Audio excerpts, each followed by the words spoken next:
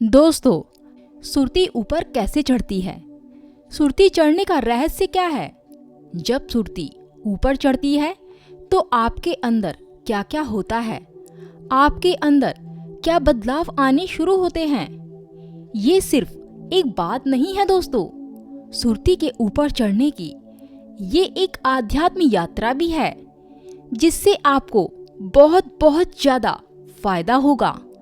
दोस्तों, जब आप अंदर की यात्रा शुरू करते हो तब आप बाहरी दुनिया से कटने लगते हो। आप उस बाहर के आनंद को छोड़कर परमानंद से जुड़ने लगते हो।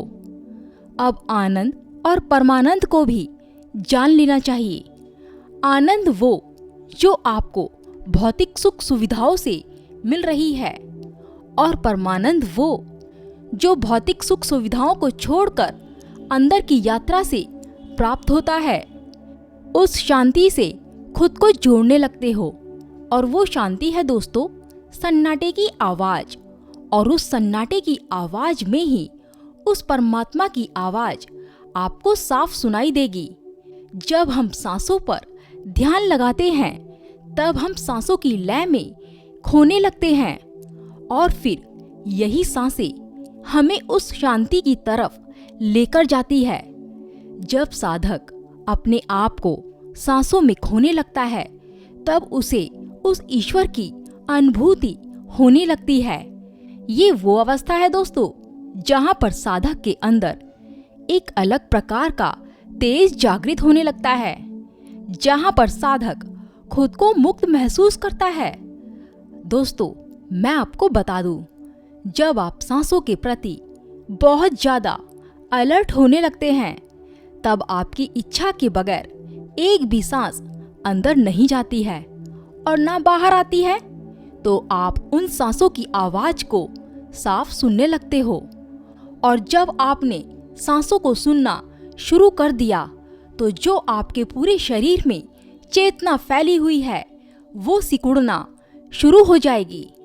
इसी को सुरती बोलते हैं। सुरती मनुष्य की उस प्रवृत्ति का नाम है जो कि शब्द, स्पर्श, रूप, रस, गंध इन 5 विषयों को अपना आधार बनाकर संसार में उलझी हुई रहती है।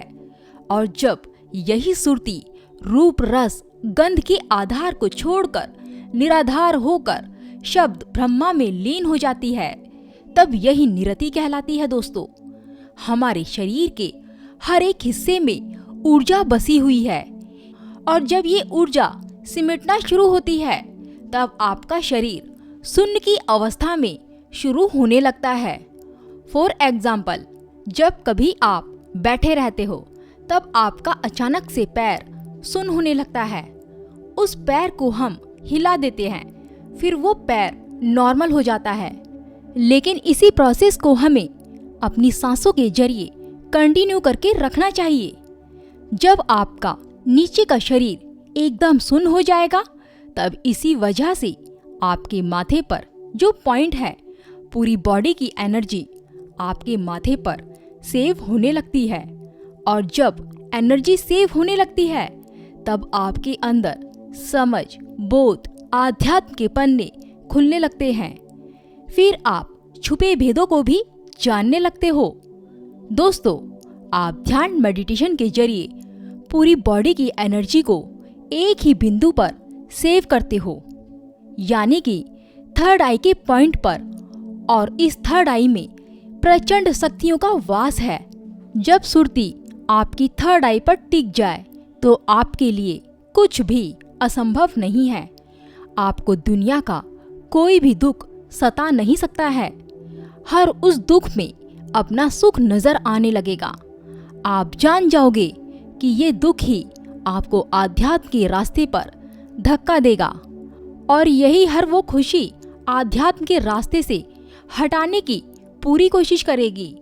लेकिन ये खुशी आपको आध्यात्म के रास्ते से नहीं हटा पाएगी, क्योंकि आध्यात्म का नशा ही ऐसा है कि इसके ऊपर खुशी और गम का कोई फायदा नहीं होगा। इसलिए दोस्तों, आपको किसी भी दुख को देखकर रोना नहीं आएगा और किसी भी खुशी को देखकर आप यूं ही उछलेंगे नहीं। तो दोस्तों, ये थी कुछ बातें जो आपको जानना जरूर चाहिए। नमस्कार दोस्तों।